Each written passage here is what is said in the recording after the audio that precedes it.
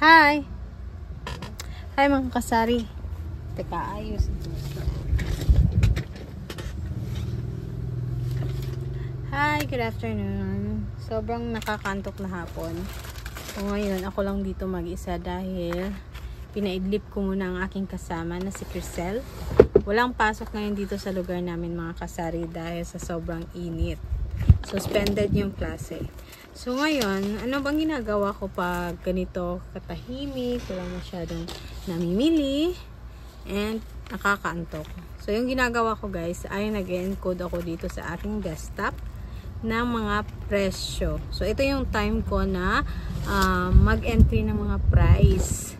Kasi sino bang relate dito ng mga kasari na akala natin, memorize na natin yung mga presyo ng produkto, pero pagdating ng customer at bibili ang customer, ayun, hindi pala natin alam yung presyo, nakalimutan. So yung ginawa ko para iwas lugi, ayan, nag-entry na ako guys, ayan, per product. So iba sa Nestle, iba sa Alaska, meron din tayong Virginia, ayan, meron tayong sa Copico, and dun sa mga store, sa grocery store, iba din. So, ito, dito sa mga Kojic. Ayan, may ahente tayo sa Kojic. And, meron tayo sa Happy Diaper. Meron tayo sa EQ.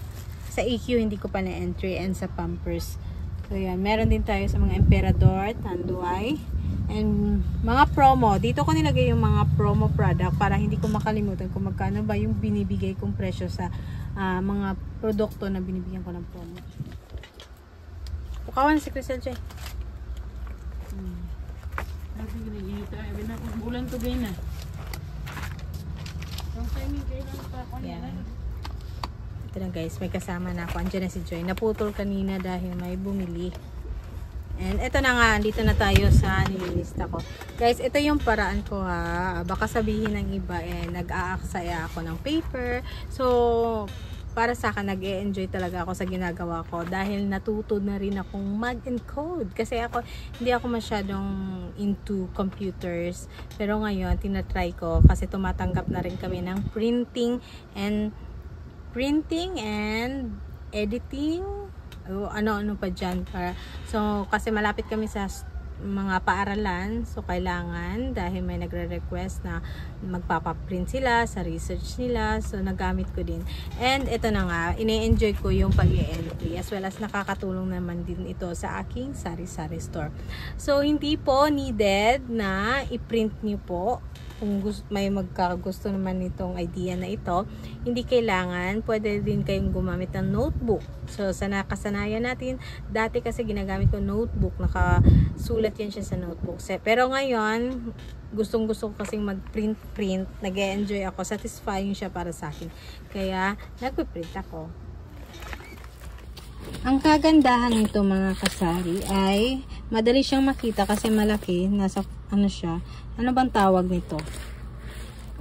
Portfolio. Malaki. Pwede din lakihan yung font size ng words.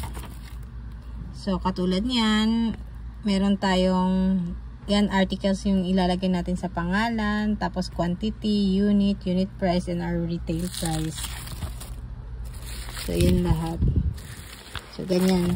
Meron din akong, kasi ito, ginagawa to sa Excel guys. Sa Excel to siya. So, ngayon, may nakita akong mas mabilis na paraan. And dito sa Word ko siya ginawa. And gumawa lang tayo ng, tawag niyan, box. Nag-insert lang tayo nito. So, yan, in-entry na natin. Mas malaki yung font size niya, guys. Kitang-kita. So, pag naiwan ko sila Crisel, Joy, or so, madali nila makita ang presyo na hahanapin nila. Andito na lahat. May mga iba lang wala. Nature Spring. So, kakarating lang ng Nature Spring. I-entry pa natin yung Nature Spring at saka sa Procter & Gamble. Yan. Bala ko talagang tapusin ngayon. Kaso, ayan, minsan nanonood pa tayo kasi ng movies. Yun. So, ito lang guys yung may share ko sa inyo sa video ito.